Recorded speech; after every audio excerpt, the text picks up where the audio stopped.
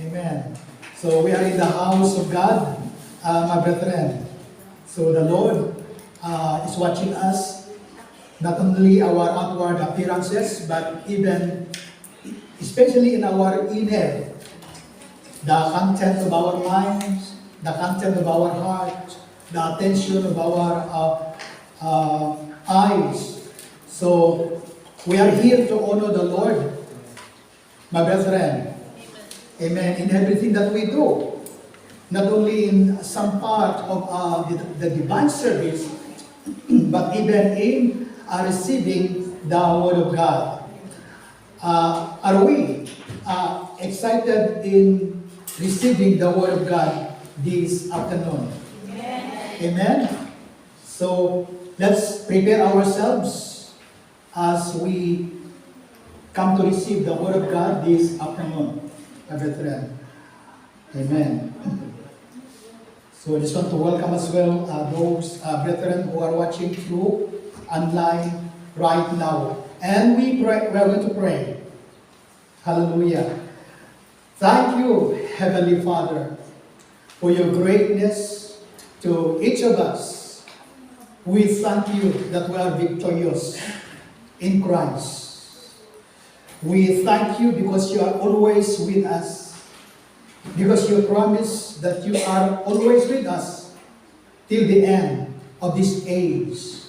And you've said, Lord, in Hebrews 13:5, that you are with us. You are not going, Lord, to leave us, nor forsake us. You are going to accompany us because you are our shepherd in our daily living. We don't know what is ahead of us. But because you are guiding us, we are safe. Heavenly Father, we have the confidence, Lord, in every step that we take, it is a step of victory, a step of miracle, because you are the God of impossible. Father, I pray that you will anoint each of us, anoint your congregation right now. May we have the spiritual eagerness and desire. I pray, Holy Spirit, that you will help each of us to have spiritual desires in receiving, in believing your holy word, and even to put them into practice.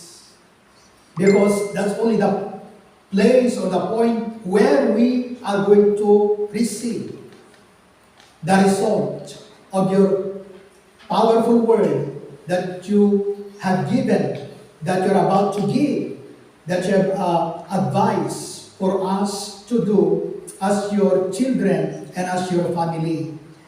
Lord, I pray that there will be changes upon the lives of your people, the atmosphere upon the lives of your people, that the power of God, the peace of God, the plans of God will take over at all times upon the lives of your people. May we have a spiritual confidence, Heavenly Father, before you. Help us to believe, Holy Spirit of the living God. We are going to receive and to hear the miraculous, powerful word of the Lord that will change situations and help us, Holy Spirit, to be cooperating with you. Have your own way. In Jesus' mighty name. Amen. Amen. And amen. And let's open our Bibles in the book of James chapter 2. Starting from verse 21 till verses 24. James chapter 2 verse 21 till verses 24. And this is the word of the Lord. Was not our father Abraham considered righteous for what he did when he offered his son Isaac on the altar? you see that his faith and his actions were working together. And his faith was made complete by what he did. And the scripture was fulfilled that says, Abraham believed God, and it was counted or credited to him as righteousness. And he was called God's friend. You see that a person is considered righteous by what they do and not by faith alone. Amen. And this is the word of the Lord. Amen. So the message of the Lord for us today is trust and obey the Lord. Amen. Trust and obey the Lord. My brethren. So we hear this message. I think it's a bit down. So when we hear this word, this message, even maybe the lyrics of the song, trust and obey. So we hear this many times. But I believe the Lord is refreshing us more about our trust, about our faith, that cause us to believe and that cause us to obey the Lord, my brethren, like Father Abraham. So we heard and we know the story, the situation of Father Abraham before he don't have any child at all because Sarah was barren. They're not able to have a child. So in the sight, when it comes to the sight of people, so there is no more remedy. Because even Sarah managed to pass the age of bearing a child, or conceiving a child. So when it comes to human view, so there is no more really a remedy or any hope for Sarah to conceive a child. But the Lord made a covenant or a promise with Abraham. Because God had spoken to Abraham. And the Lord made a covenant with Abraham. My brethren, He made a covenant with Abraham. And the Lord made a covenant as well with us, although we don't hear Him personally, we don't hear Him personally when it comes to His promises, His guidance, His instructions, His advice that He gave to each of us, but it's been recorded in the Holy Bible. His will, His words, His commands, so that all of us, my brethren, will live a life that is pleasing the Lord, that is protected by the Lord, Amen. that is blessed by the Lord, so that the enemy is not able to touch, to ruin, to destroy the life, the future of a child of God.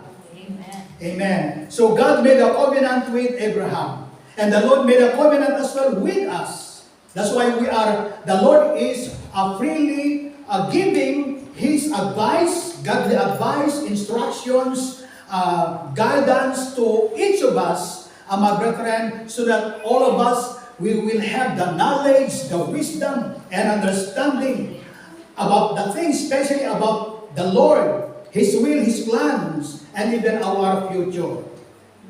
So let's go to the purpose of God's word, my brethren. So, of course, every word that comes from the mouth of God, there is a purpose. Amen, there is a purpose. So, the purpose of God's word into our lives as people of God is to make us holy and righteous before the sight of God. And mind you, the contents of God's word. Let's go to the content of God's word, my brethren. Even the food that we are taking, especially those, even the soft drinks. So there's some contents or ingredients there. Amen. Ingredients there. So the same when it comes to the word of God. Let's see the contents of God's word that He gave to each of us. Some of them, we like them. But some of them, we don't want it. My brethren. So one of the content of God's word that God gave to us is the encouragement. Amen. Encouragement. Say encouragement. Yes. We need encouragement, my brethren, in our daily living. Because it is not hard to find discouragement. Yeah, it is not hard to find discouragement. And one thing more, Satan is the one who brings discouragement to the people, including the people of God, if we are not aware of, my brethren. That's why there is encouragement, because there is a discouragement. Amen. So some people, or most people, especially the non-believers, when they encountered the spirit of discouragement, some of them, they're not able to see beyond that discouragement.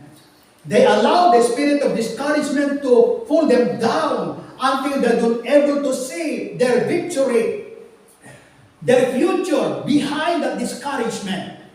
But either you like it or not, my brethren, we are encountering, and we are going to encounter discouragement in this life. Amen. But the good news is, it is not the power of discouragement or the spirit of discouragement that will defeat the people of God. Why? Because the Lord gave us a powerful encouragement that comes from His Word. Amen. That comes from His Word. My brethren, that's why we have a living hope. We have a spiritual hope, and we have a good future, not only in heaven, but even in our days here on earth. We are looking forward for a better future of our lives. Amen. So encouragement, we like this. Next one is godly wisdom.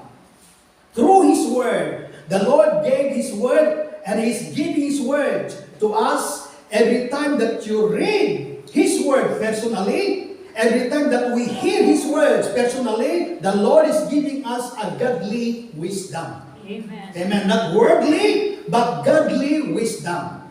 That godly wisdom, it is more higher. The power of that godly wisdom compares to a wisdom of a worldly, even a professor who don't know God.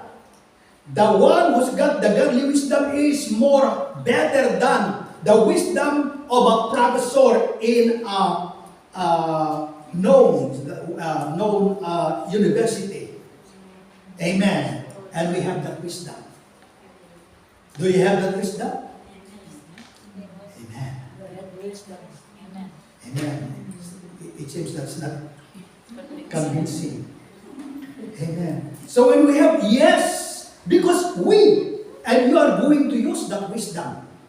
Situation comes, my brethren, when Satan or the situation, it makes you to decide to do something. Yeah, to do something, especially when wrong things happen. Satan wants an instant things to happen to ruin the lives of his people, but because of the wisdom, godly wisdom that comes from the Lord, it gives us a wise choice, a wise view, amen, and a wise response, a godly response that comes from the Lord, because the wisdom supplied by the Lord. Amen. Amen. So we need this wisdom, and we must not neglect, we must not ignore the wisdom that comes from the Lord, my brethren.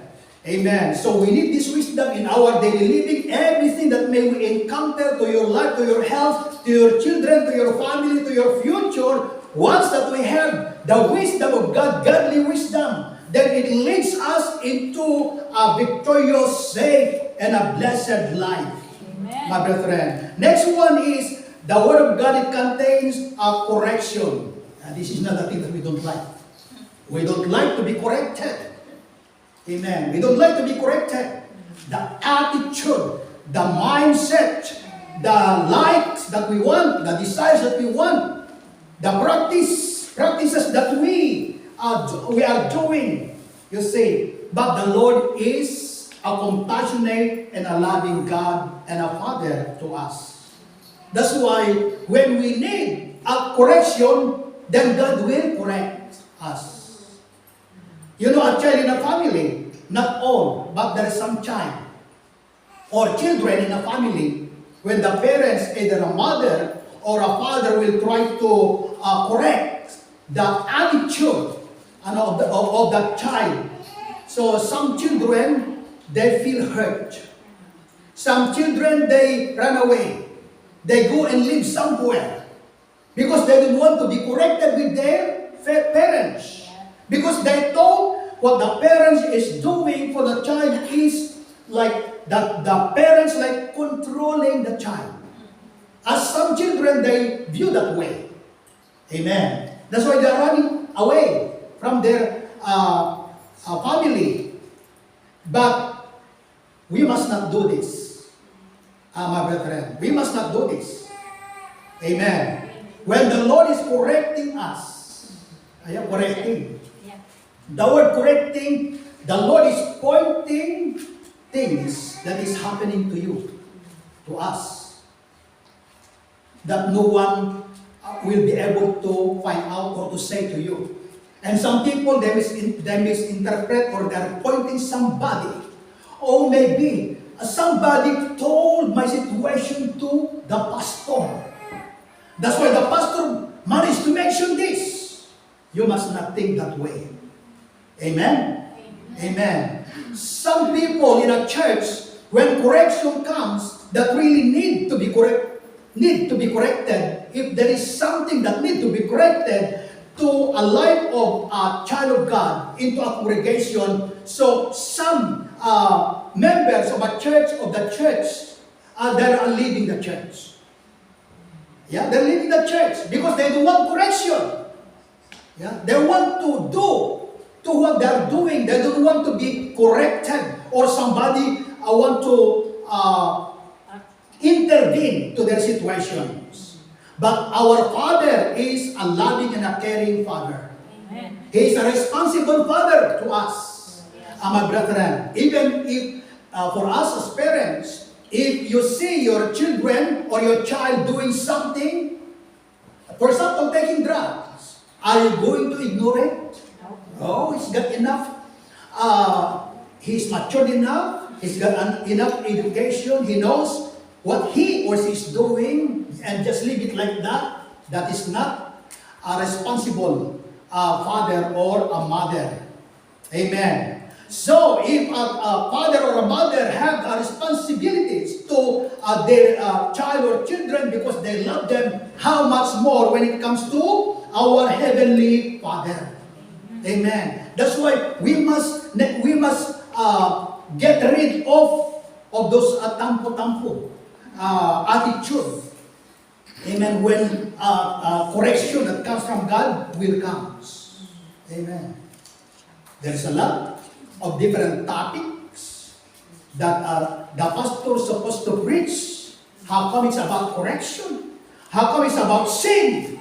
How come it's about like this? We must not think that way, my brethren. When correction comes, amen, and there is something that's really need to be corrected in you, then you have to thank the Lord. Amen. Why? The people at Kilburn High Road, the people at your workplace, no one of them will say, you have this, you have that. Amen. That is not right before the sight of God. It's only God, and through His words, by using a brother or sister who is pointing things that need to be corrected to put right into the life of a child of God. Amen. And if we claim that we are a true children of God, then we must accept, amen, the correction that comes from the Lord. Amen. Amen. Amen. Next one is, one of the content of God's word is rebuke. It's there in 2 Timothy 3:16. It's rebuke. So it's harder than this correction. Yeah, rebuke. Have you experienced to be rebuked by somebody? Amen? Yeah. It's hard. Yeah, it is more harder than word rebuke. Maybe those people who are not able to endure the rebuke, if possible, I don't want to see you again. That's what they say. Because they don't want to be rebuked. Amen. But our Heavenly Father, whatever the thing, either correction, encouragement, rebuke that we needed, the Lord is going to do that. Amen. To do that, if we need to, my brethren. That's why we must not wait or put ourselves into a situation so that the Lord is not going to correct us or to rebuke us. You know, when you're a child to your family, the child is so stubborn. You have already explained, guide, advise the right advice for him or for her to do, and he's still not doing it. It seems that see or he don't hear nothing, then rebuke comes. Amen. So the same when it comes to our relationship with our Heavenly Father.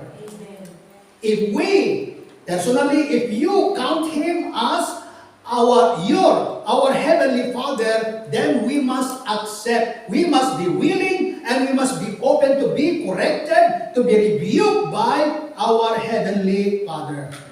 Amen. Amen. Oh, I don't need to go to church for a month. I've been rebuked or corrected. So we must not say that. Amen. If there is somebody like that, and truly the Lord is rebuking or correcting somebody, then we must thank God. Amen. You must thank God, my brethren. So next one is training. Amen. One of the content of God's word is training in righteousness. It trains us in righteousness. Amen. Righteous. What is the opposite of righteous? Unrighteous. Ungodly. But the word of God, it trains us in righteousness. Amen. Righteousness. There is no unrighteous there. Amen. So we must be willing to be trained by the Lord through His word in doing the righteous things, holy things, pure things, and it causes us to live a godly life. Amen. So the word of God, it gives us a fruitful life. Amen. Fruitful, godly life during our days here on earth. Amen. During our days here on earth. So we must live like Christ. Amen. Amen. Amen. I think it's better if you could say to the brother or sister next to you, you must live like Christ. Amen. So that's encouragement for everyone. If we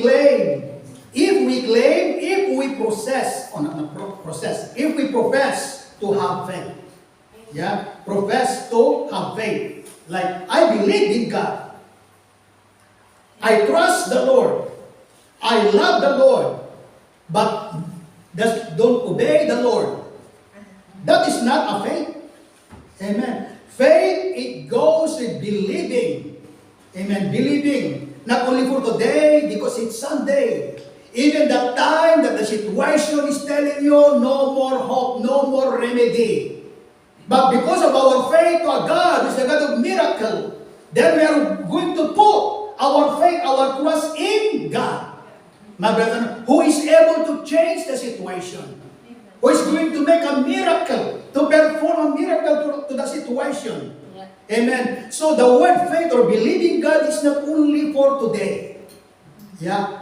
I believe all of us, we have experienced like there is a time, there is a day that we are so like strong when it comes to believing God. Amen. And there is a point as well, a time as well that it seems that you are not a believer. Amen. Have you experienced that? Amen. You see. But either you feel that way, God does not change. Yeah? God is still God. Yeah? God is still God. His word is still the same. That's why we as people of God, children of God, when we say we believe God, I trust the Lord, then we must trust the Lord even you don't see the sun shining. Amen. Especially during winter. But truly, the sun is still shining and no one will be able to stop. Amen. The light of the sun, that is shining. Because behind the thick clouds, the sun is still shining. Amen. The same with the word of the Lord. Either we believe it or not, or other people believe it or not, still the word of the Lord. And the word of the Lord, the promises of the Lord is watching His word to be fulfilled into our lives. And it will go back unto God, His word filled with, the fruit, fulfillment of God's word that He gave. Amen. So let's try to examine ourselves. My brethren, when we claim that we are a believer, when we profess that we have faith, and we trust the Lord, so it goes, amen, with the love for the Lord. Love of God. Amen. We must love because that's where faith goes. That we love the Lord. We obey the Lord. And when it comes to the obedience of the word of the Lord, we are not only selecting what we want to obey to. My brethren, amen. We are always saying the things that the Lord is telling us to do. So faith without action is a dead faith. Amen. A dead faith. It means useless faith. Yep. Faith. So it's not talking about the name of the church. So some people, they misinterpret. What is your faith? Oh, I'm a Catholic. I'm a Protestant. But the word faith here is not talking about a name of a religion. It's talking about a trust. Your trust in God. Amen. Your trust in God. So when we say we trusted God, my brethren, so there must be an evidence. An evidence that we trusted the Lord. Amen. And everything that the Lord has given to us, we must believe all of those words. Not only some. My brethren. Amen. So it is a foolishness to say and we claim or profess that somebody have faith in God but no actions at all. Amen. So as what we read in James 2:21. Remember Abraham. So Father Abraham was shown to be right with God by his actions. Actions. So what was his action? Abraham, he offered his son Isaac on the altar.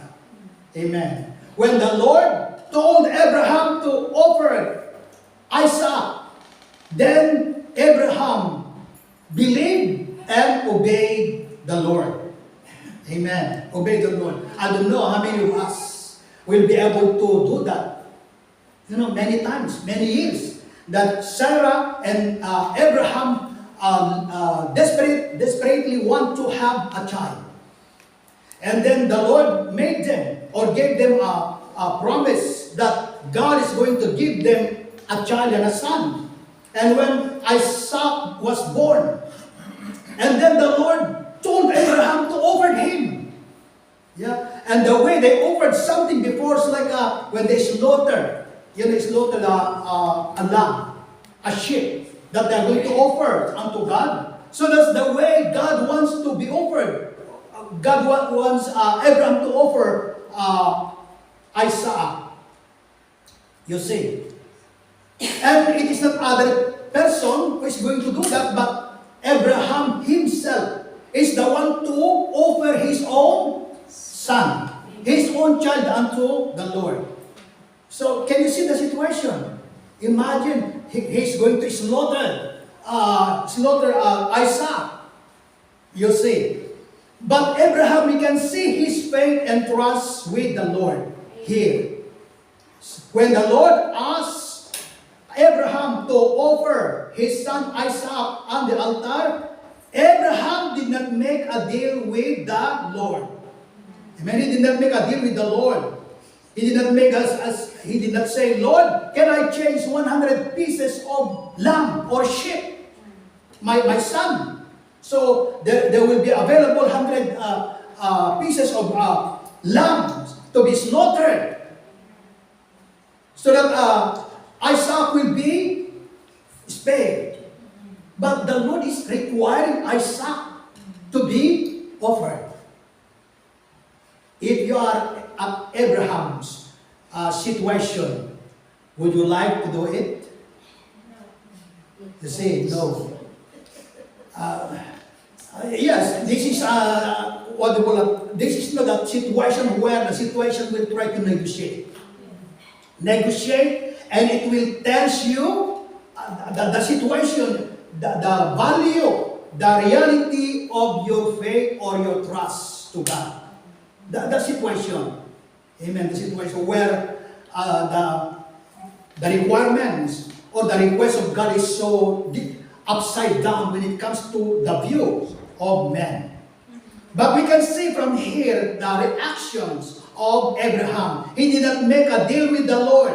Amen. So let's observe his attitude towards God. Abraham did not change his mind. Amen. His mind when he received, when Isaac was born, so he did not change his mind unto God. He did not change his interest towards God.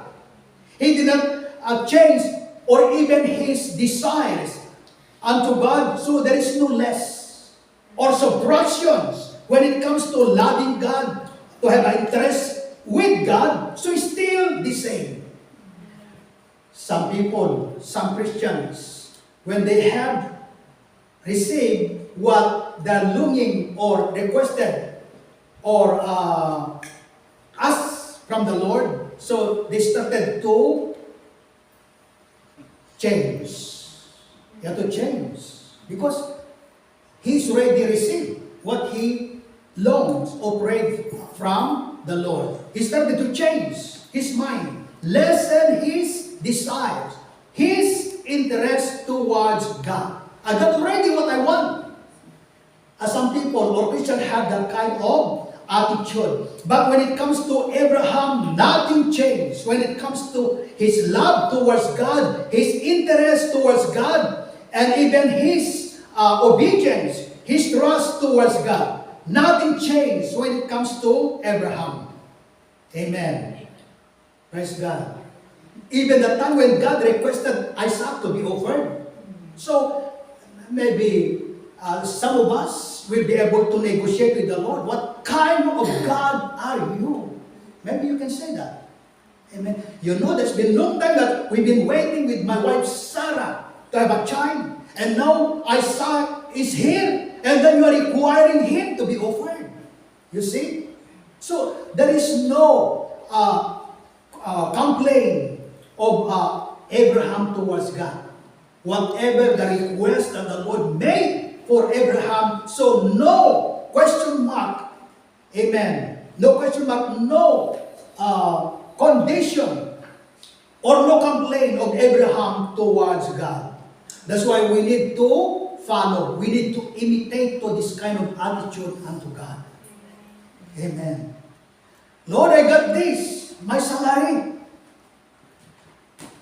my bills still there. Doing like that, your money, for example, you receive your money, your wages, my bills goes there, and going to the Philippines is this amount, and my tithes. When it comes to tithes, let's say a big amount, tithes, and then it negotiates to your mind. Yeah, it negotiates because like giving the tithes like a wasting. Amen. It negotiates into the mind. Have you experienced that? Or no one experienced this? I believe God is talking to us. Amen. God wants to deal things with us, my brethren. Amen. Amen. Amen. Oh, not that topic again. Amen. Not that topic again. But the Lord He wants us because when it comes to blessing, So there must be obedience before blessings. Amen. Amen. Before blessings. The Word of God says it is more blessed to give than to receive. And if you give, then you will receive. Amen. Lord, I want more blessings. You know when the Lord will bless somebody, when the Lord bless His children, it is not only in terms of money. Amen. Money. It goes with the sound mind, good health, protection. It goes with the prosperity. It goes with the, if you have a business, the Lord will bless the business. Will look after the family, my brethren. So many people, or even some Christians, they only think that when the Lord will bless, it's only in the area of financial or money. My brethren, no, it covers everything. Amen. It covers everything. Amen. So obedience is the key.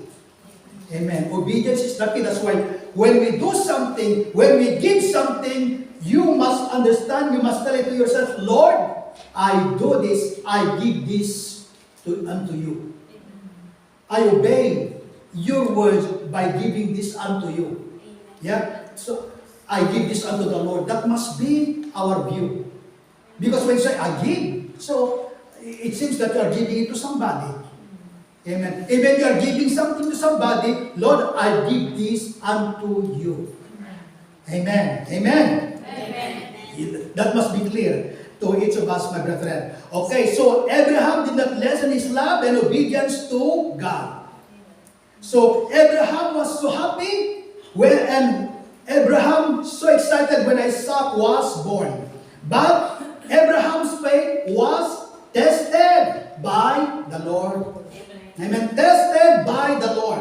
What is the difference between testing and pruning? Huh? So we can see from here. The Lord did not ruin the faith of Abraham, but the Lord tested, amen, the faith of Abraham. Amen. The word tested to make it really known or proven that his faith is real. Amen. Real faith. Strong faith. Amen. So the same when it comes to us. So Abraham's faith was tested by the Lord, my brethren. So the Lord is testing as well our faith. Amen. So it goes with our obedience with Him. Yep. God is testing us. Amen. God is testing us, my brethren. So when the Lord is testing us, then we must pass the test.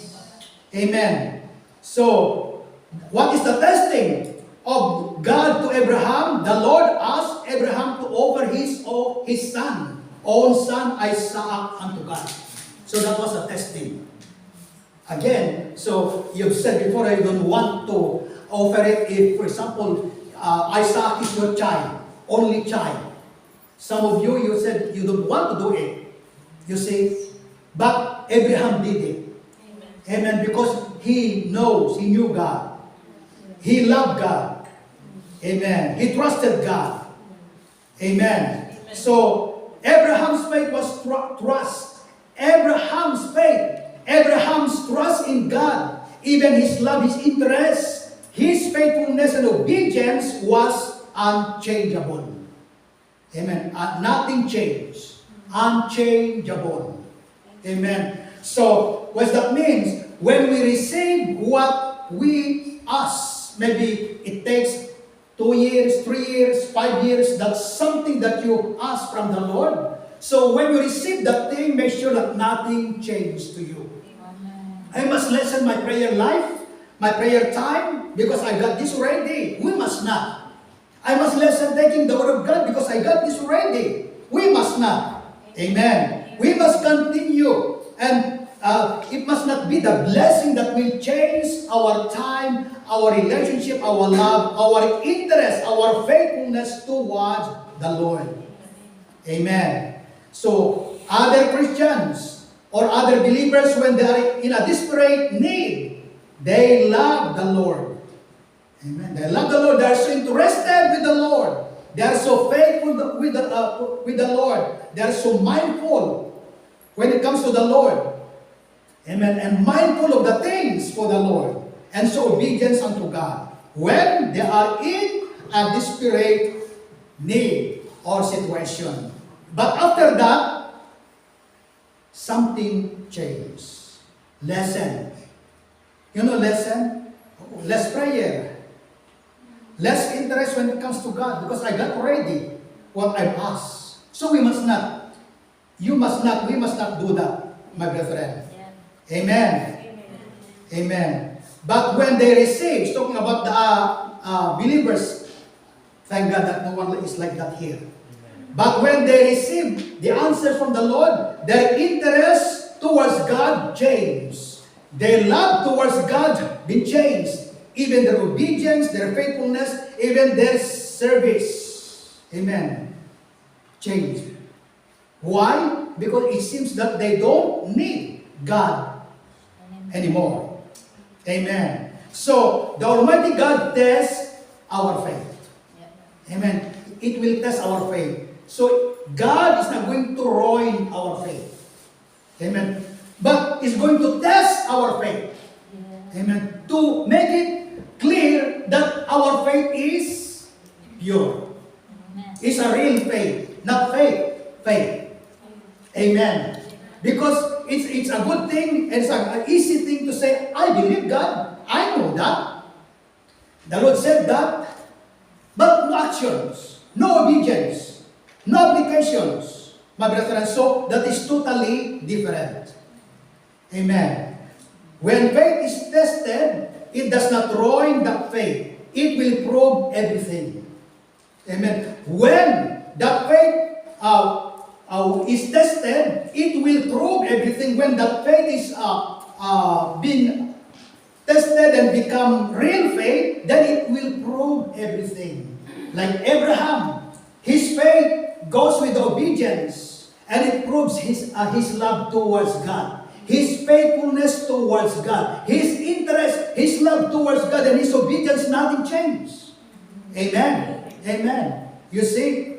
So even himself proved his faith unto God by obeying what God wants him to do. Even that hard thing for him, for a human thing to do, but Abraham chose to obey the Lord.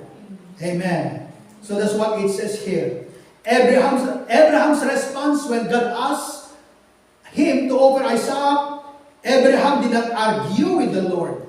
He did not make any excuses with the Lord. Amen. Or he never present a deal with the Lord. Amen. He's got only one choice and one decision: to just believe and to just obey the Lord. The Lord who gave, and the Lord is able to take, and the Lord who is able to multiply. Amen. That's what he believed. That's what he managed to do, or he chose to do, my brethren. That's why when we come to hear and to examine more the word believe, or I trust, I believe in God, so it means we have to check. Amen. We have to check. Because it will be tested in a difficult situation, in a hopeless situation. It will be tested. That faith, that trust that we have in God. Amen. So take it as a lesson, the life of Abraham. So we must choose to believe and obey the Lord like Abraham. So believing God and remain believing in God, it is a choice. Amen. Not MWF.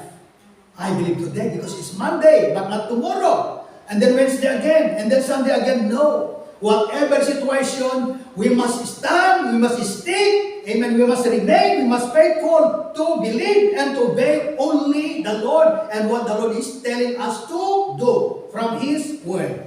Amen. Amen. Amen. Even the thing that we don't understand, as long as the Lord is telling us, obey it, and then you will reap, you are going to harvest the benefit, the fruit of God's words or His promise that He gave, that comes from His Word. Amen. You see, so when God tested the faith of Abraham by sacrificing his son, his love, his trust, and obedience to God was tested. Amen. Was tested. Praise God. But it does not ruin Abraham's faith. It does not ruin Abraham's future. And even it does not kill Isaac. Amen. You see, imagine the time that when Abraham is about to what do you call that? Slaughter Isaac. When the altar was ready made and the fire was there, when he's about to hit Isaac, then the angel of the Lord spoke to Abraham. And then there was a ram prepared to be a sacrifice. And I believe, even to the tough situations, my brethren, when we choose to obey God, maybe at that very moment we cannot see the solution, the remedy. But the time that we choose to believe and to put our trust into actions, straight away God will make a way. God will provide something, solutions to that scary, challenging situation. This is the God, the living God, my brethren, that we are serving. Amen. So make sure that nothing changes when it comes to our love, our obedience, faithfulness unto God. My brethren, the response of Abraham to God's command revealed his love. Amen. Revealed his love. When he responded Abraham towards the commands of God, then the love of Abraham was revealed in his love towards God, his obedience, and his trust and faithfulness unto God. It's been revealed in spite of that situation or the request of God to Abraham. His trust and obedience to God was proven. Who proved it? The Lord. Amen. So, the part that Abraham did was to obey. Amen. And the Lord proved it that Abraham was obedient. Amen. His trust and obedience to God was proven and nothing changed. The Lord was pleased, so pleased, because of the obedience of Abraham, because of his faith and trust towards God. The Lord was so pleased of that obedience that Abraham did towards God.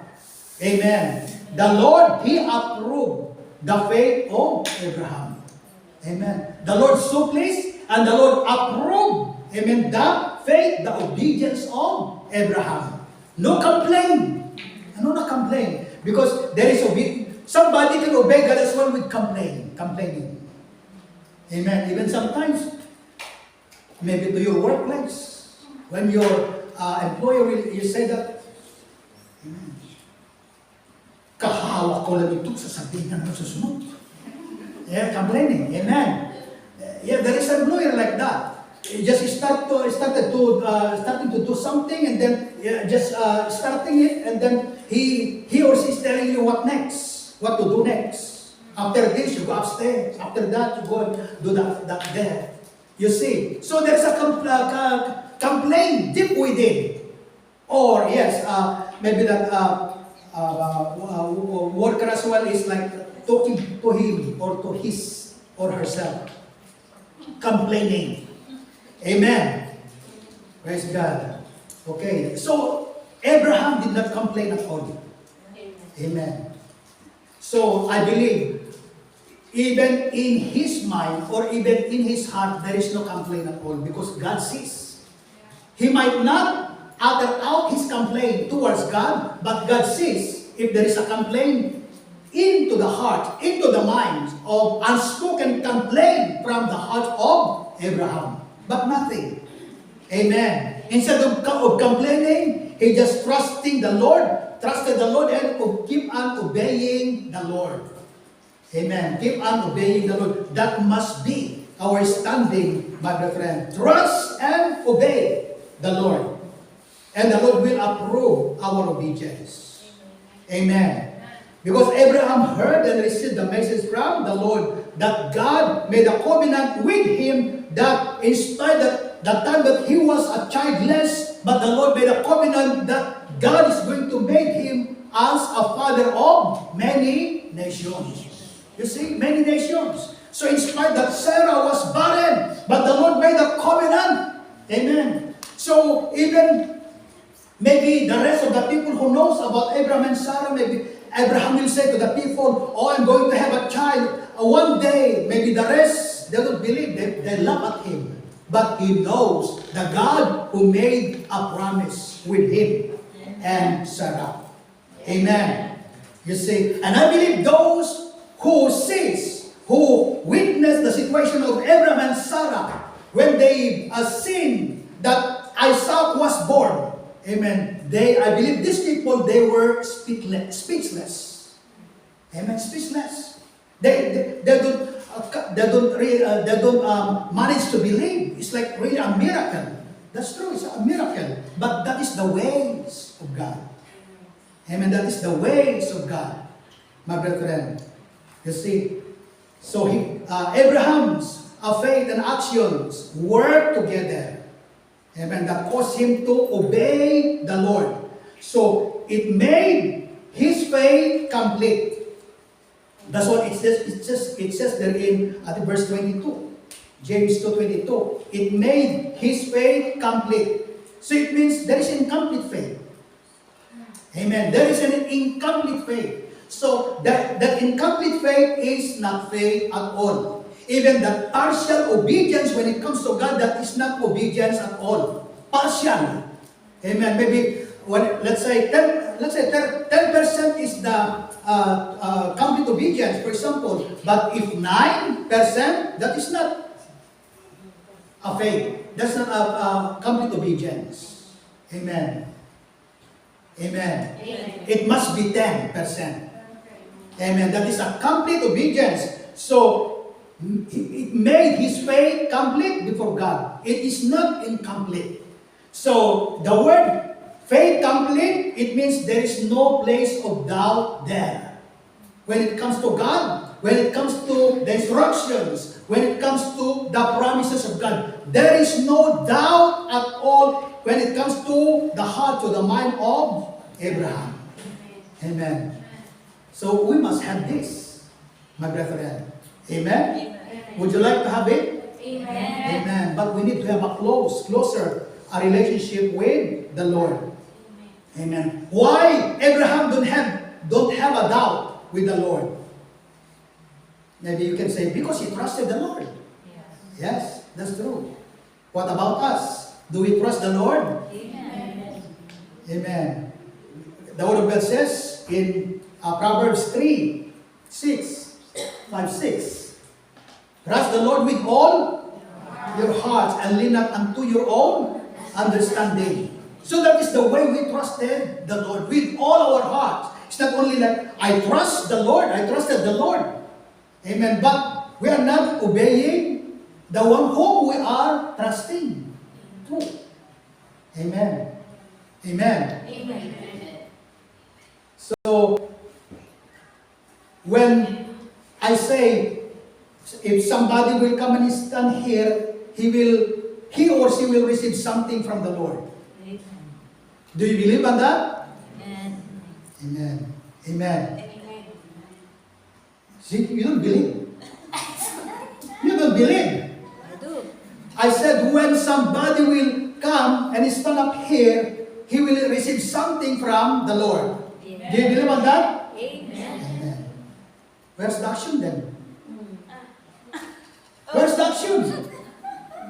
Oh, I was You see, again, if somebody will come and stand up here, he will receive something from the Lord. You say, Amen. Where is the action? Okay. Where? Stand up there. How come you stand up there, sister? How come you stand there? Okay, how come you stand up there? You believe that the word is Because I believe that when the Lord Jesus Christ asks who will stand up here, Yeah. we will receive a blessing from the Lord. Here. You see? You see? Can you see it? You see? Yeah? You see? You said, I said it, I said, yes! Salutation! You see? You say, you know, The given instructions of God's word, which I believe it, but you don't act. For example, there is a food. You want to see it first before you act. The Lord is so different. Believe first, then it will happen. Amen. Amen. Amen. Next time it will Praise be the Lord. higher. Amen. Higher. Amen. You see? Amen. Praise God. So that's the way. I've asked 3 times, and then yes, we believe. But there's no action at all. You are thinking, what will be? It comes from the ceiling? No. Amen. You see? So it's good. So I believe, then up and it. So that's only a little amount. But when the Lord will fulfill what His word, His promises gave to us as we obey, my brethren, so others will come to see. Amen. Others, our families will be blessed. It's not only individuals, but everyone in the families, because God wants His favor, His blessings, everything to be a witness to others. Amen. You know, I've known somebody when I was in the Philippines, that was I think 2016. A pastor, I'm not going to mention this in which part of the Philippines. This pastor approached me and he said to me, last Sunday, I prayed for one of the members that she desperately need a financial need. That's what he said to me, this pastor. And then my family, my children wants to eat a delicious food. It means this pastor is experiencing as well a financial shortage. And his question to me said, why it is happened to my family, the shortage when it comes to financial. So he asked this to me, and I said to him, straight away, do you give your tithes to the Lord? And when I said that, he just looked at me in a different way, he looks like in a shock. You see, straight away. And are you generous to others? And he was speechless. You see, he was speechless. You see, so what he thought, that when he prayed for somebody, the needs of somebody, he will be blessed as well. No. Everyone must obey what comes from the word of the Lord. Amen. And everyone must be generous. Because it will bounce back to you what you are doing. Amen. That's why this human thinking, or other people will use by Satan. Oh, you keep on giving to somebody, to others. You are only wasting your money, everything to others, especially those people who are not able to pay you back. What a waste. That's what they said. That's what people says. But when we do it, when we obey what comes from the Lord, it's totally different. My brethren. Amen? It's totally different. This is the way where God will bless His people. Amen. Amen. So giving unto God. Amen. Like our tent. Amen. Tent. Tithes unto the Lord. Amen. Some people, some Christians in other churches praise the Lord because no one is like that here. You know, when they're talking about giving tithes, like, oh, it goes to the pastor. You make him rich. That's what other interpretation in giving their tithes. Amen? But it's not like that. Amen. Once that you give something for the Lord, forget it. It means the Lord is going to respond unto you. And He will use even the raven, amen, to make it sure that it will bounce back to you more what you have given in His name. Amen. This is true. My brethren, this is true. And one thing more, some people, they say, I just want to give unto the Lord so that there will be more blessings to come. So that's a good point, but you know, when we love the Lord, so we don't find or what do you call that? A sick condition. Amen, condition. Because he knows what he's doing. Amen, he knows what he's doing, my brethren. Amen. So we must be generous, not ungenerous. Amen. Amen. Generous. Everything. But you know, the generous hearts, like, it is your joy to just give something. Maybe it's so little because of what you can give, but it is your joy to give something. Amen. To give something. Amen. And the Lord sees that kind of heart. And you are going to reap more. And because the Lord is going to respond and to fulfill His promise. Amen. Praise God. So, reading the Word of God, hearing the Word of God is really good and so important. Amen. So, reading the Word of God, hearing the Word of God is really good and so important. But without believing and obeying the reading and hearing the Word that somebody had received from the Lord, without believing on it or putting into practice, so there is no result at all. Like what I've said before. Do you believe that the Lord is going to give you something when you start? Somebody will start him? Yes! But no action. So the same. Here, amen, reading. When we read, when we hear, the Lord is telling us to do something. He's instructing us to do something.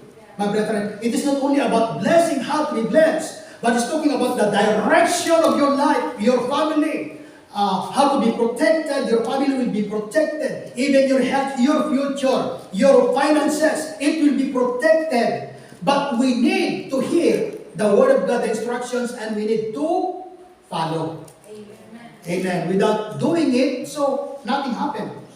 The life of a Christian, the Christian will be the same like the non-believers. Amen. So believing the Word of God is seriously needed. Obeying the Word, the commands of the Lord, the advice of the Lord is seriously required.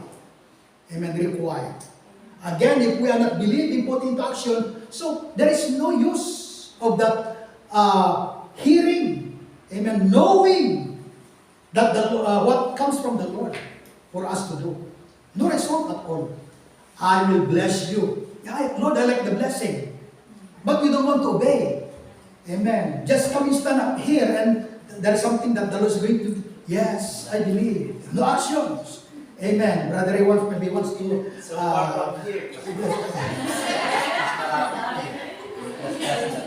Amen. And this is true, my brethren. Amen. And sometimes, listen for this. And sometimes it is easy for somebody to believe what the doctor said. Yeah? What the doctor said, the GP said. It's easy, sometimes it's easy to believe. Oh, you got this. And sometimes it's easy to believe that the patient, you see, and that causing or affecting him or her when he or she heard the result of the checkup. Amen. Even when taking the medicine. Amen. So it is attentive. Why don't we put our full trust to our great physician? Amen. Our great physician, when the doctor, the GP will say, you have this, but I have him. He's the God of miracle. That must be our view. That must be our standing, my brethren. Amen. Would you like that? Amen. Amen. So we have to do this. Praise God. So imitate the faith of and obedience of Abraham. Imitate. I think it's good if you could tell to the person next to you, say, imitate the faith and obedience of Abraham. Amen. So you see, you have to imitate too, my brethren. Amen.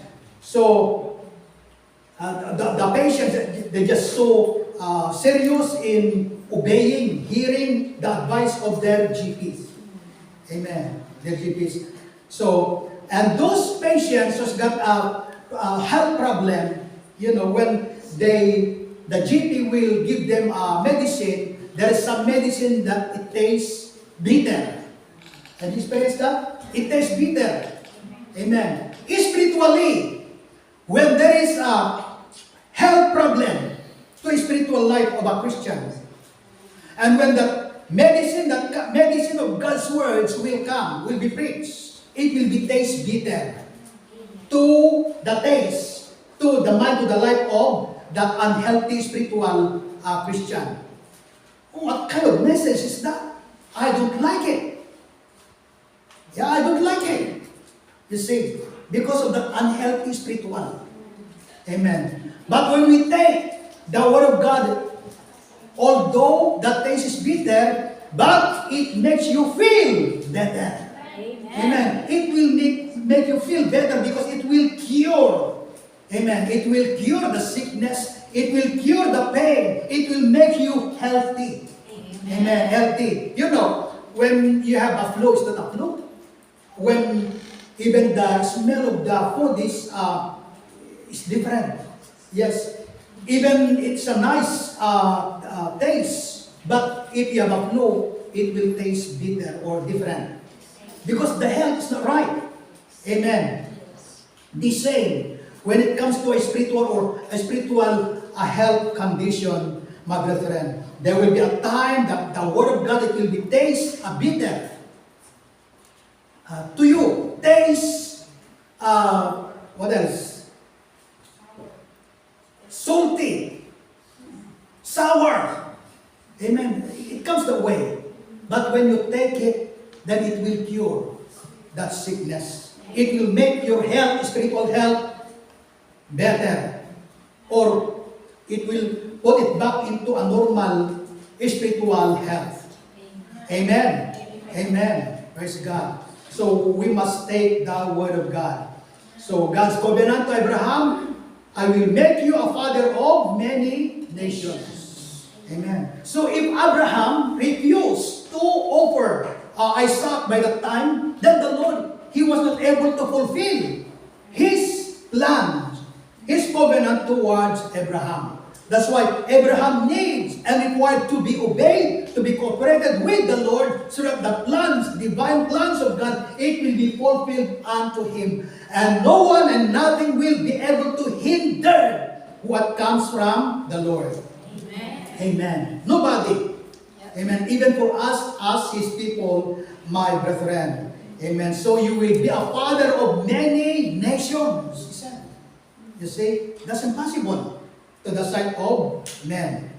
So, James 2:23, Abraham believed God and counted him as righteous because of his unwavering faith and obedience to the Lord.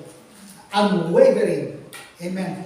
It was counted as a righteous into the sight of God. Amen. So, when we obey, when we trust and obey the Lord, then the Lord counts us as a righteous in His sight. Amen. Would you like that? Amen. Would you like that? Would you like righteousness? Amen. Amen. That is the nature of God.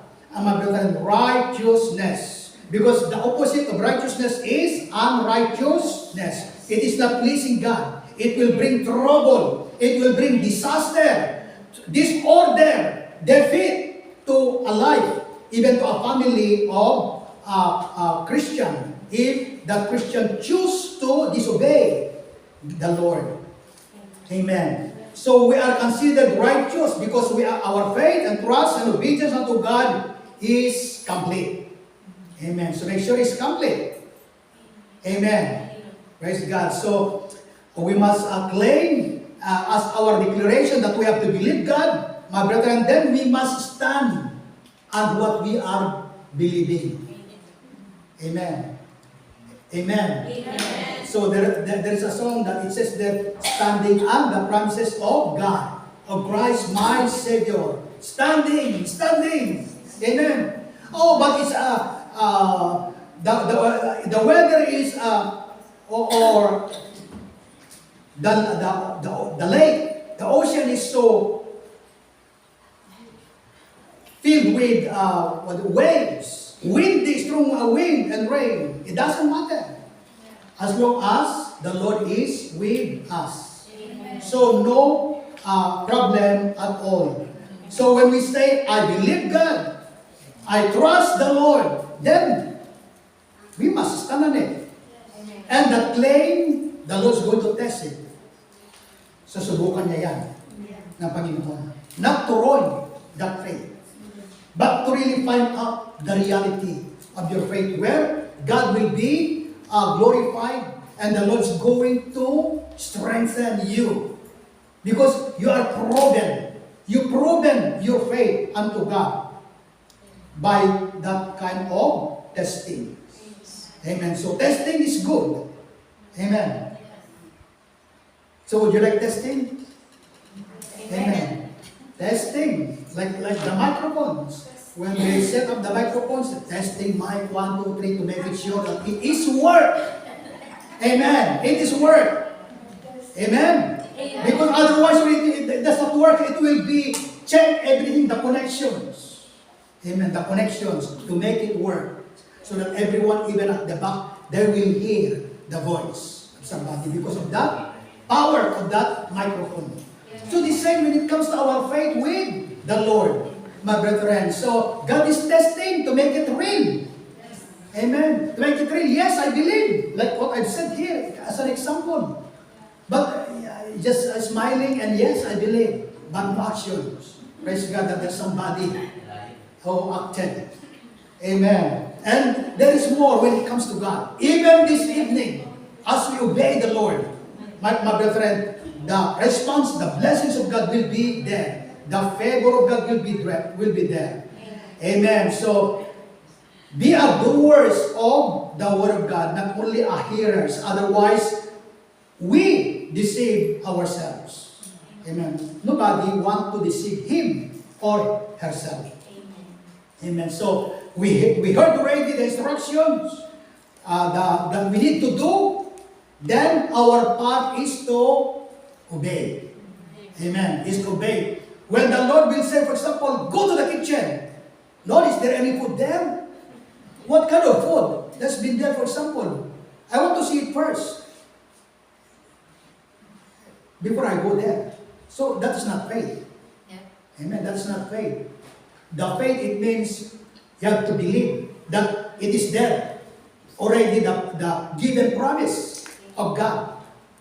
Although the natural eyes could not see it yet.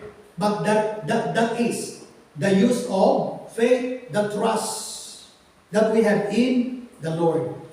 Amen. Amen. Last verse, John 14:15, Jesus said, if you love me, keep my commandments or obey my commandments. Right. So when, for example, the Lord is telling you, come and stand up here. Oh yes, Lord. There is a blessing when you come here. Yes, Lord. Not no action. So nothing happens. Maybe somebody will say, I want to see it first if there is a blessing or what kind of blessing, what kind of thing that I'm going to receive when I will come and stand up there. So sometimes we used to do that. But the Lord says, if you love me, Jesus said, keep my commandments or obey my commandments. Amen. Commandments. Praise God. So the thing that we need to do, my brethren, is to train ourselves to trust the Lord, to obey the Lord. Amen.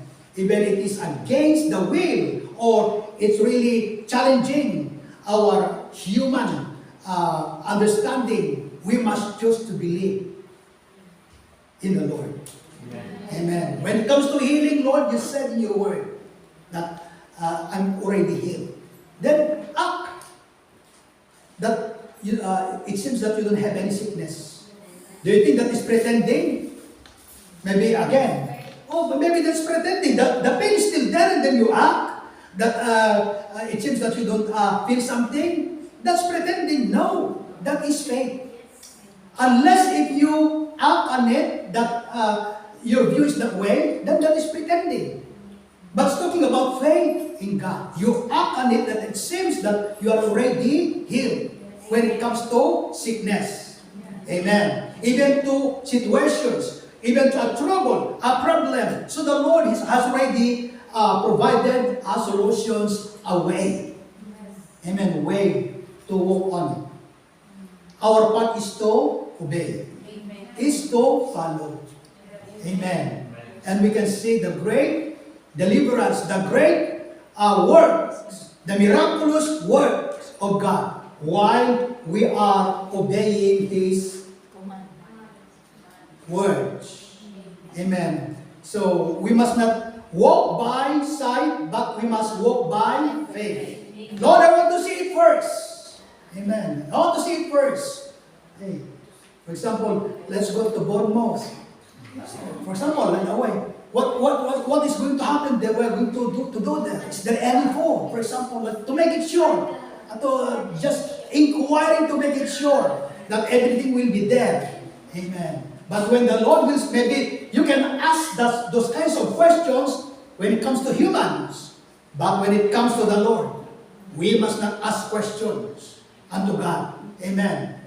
Our path must be like Abraham. He trusted and he obeyed the Lord. And the Lord fulfilled His promise towards Abraham, that the Lord made him as a father of many nations. Because of his faithfulness, his obedience unto the Lord. And the Lord is going to do the same to us.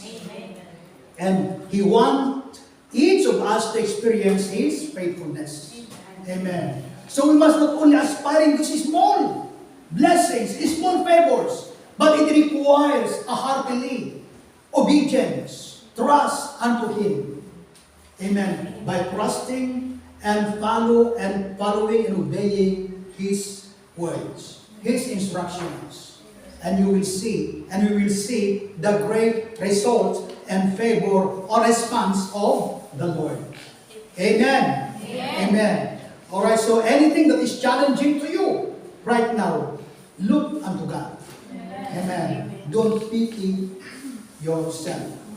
Amen. If you have like suffering like a sickness or a pain and whatever the doctor will say, so you must not feel down. Amen. You must cling unto God. Amen. Lord, I thank you because you are the author of life. You are the God who made day every morning. Every morning. And you are the God who is going to give me, clothe me with good health.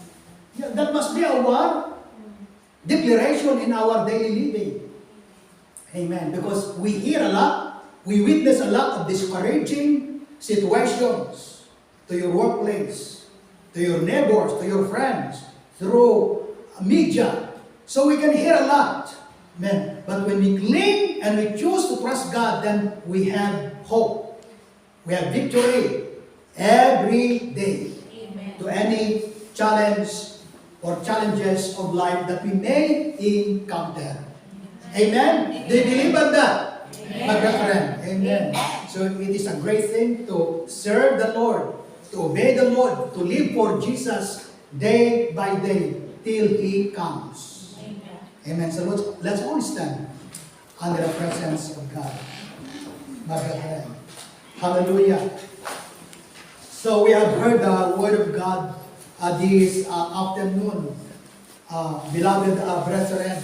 So let's continue to meditate on not only here, but even to your respective places. You must, and we must, continue to meditate on to the message that the Lord has given us today. It's talking about the faith and the obedience, the faithfulness of Abraham towards the Lord. Hallelujah. Father, we thank you for your message that you have given, Lord, to us today. Forgive us, Heavenly Father, for the disobedience that we did before you. Forgive us for only claiming, reciting, Lord, your words, your promises, but no response at all. Lord, forgive us for not taking your words as seriously. Forgive us, Lord, for what the GP says when it comes to the health of somebody. Forgive us. And help us, Holy Spirit, to just believe, to just trust alone the God of Abraham. And help us to remain obedient, to remain faithful unto you, Heavenly Father. We might not see yet or instantly what we want, but you are going to respond. Heavenly Father, the answers is with you. And Father, I pray that you will strengthen the faith of everyone. We pray that there is an inner spiritual courage and strength that even in the face of challenges of life, there is a great strength, courage deep within us. As your word says in Isaiah 41:10, do not fear, for I am with you. Do not be dismayed, for I am your God. I will help you. I will strengthen you. I will lift you up with my righteous right hand.